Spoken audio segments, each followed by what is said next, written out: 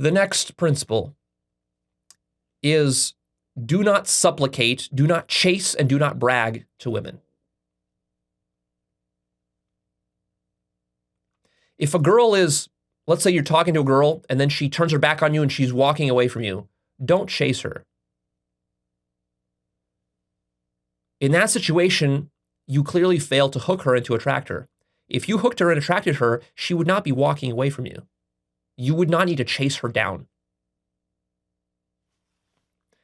Now, of course, if you have to chase her down to open her in the first place, to approach her, let's say a girl is walking very fast, it's okay to walk after her fast and to get her to stop, to approach her, to do the approach. That's fine.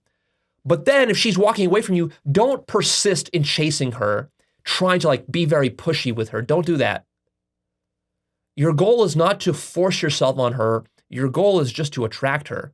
If you attract her, she will come to you. She will stick around. She will look at you. She will ask you questions. There's no need to brag to her either. Because again, when you're bragging, the fundamental problem there is that you're assuming that she will get attracted to logical things that you're saying. That's what bragging is. Logical stuff you're saying. Girls don't get attracted to logical stuff. So you're misunderstanding attraction there. She's going to get attracted to how you make her feel with the witty things you say and how humorous you are.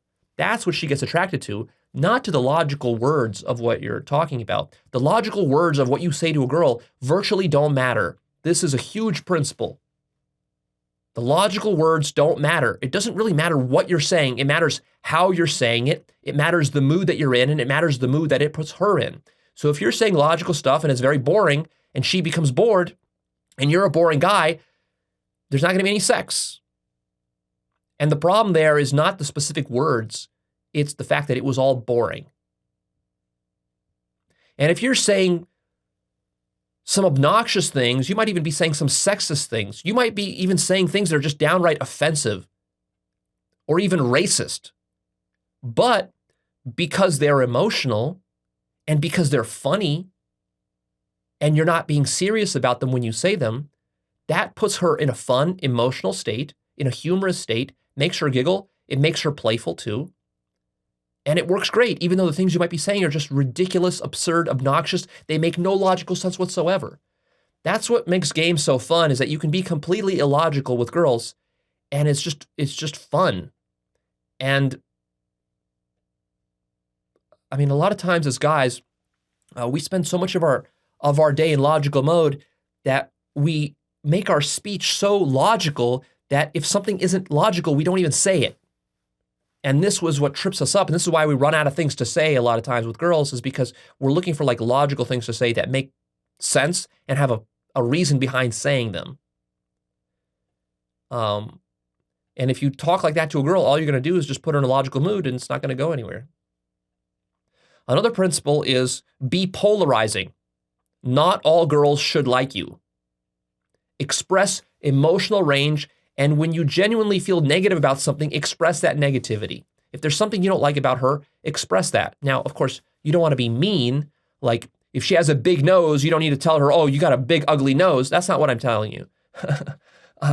I mean, still in a sort of a playful, fun way. If there's something about her you don't like let's say she says she's an accountant and you don't like accountants, you don't have to pretend like, oh, you're an accountant. Oh, that's so nice. This would be supplicating. This would be sort of putting on a fake front in order to maintain her attraction. Rather, if you don't like accountants, you say, oh, you're a fucking accountant, you're going to hell. In a playful, funny way like that. Express your genuine negativity about that. It's important that you're not just pulling the girl in, but that you're also pushing her away at the same time. This is known as push-pull. So one of the problems is that if you're very needy, you might come in there and everything you're saying or doing, it's trying to get the girl to get pulled into you.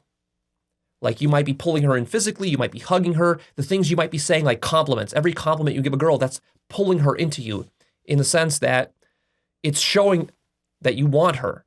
And it's like, come to me, come to me, come to me. Everything you're saying is it's all about come to me, be with me, be my girlfriend, this sort of stuff. But this becomes too needy. This repels girls. So you throw out a little bit of that, of, like, come to me, you might hug her, but then as you hug her, you might also push her away a little bit as well.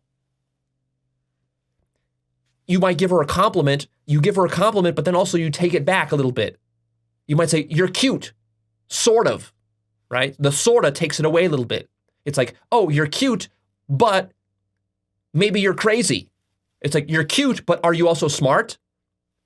Right? So it's like,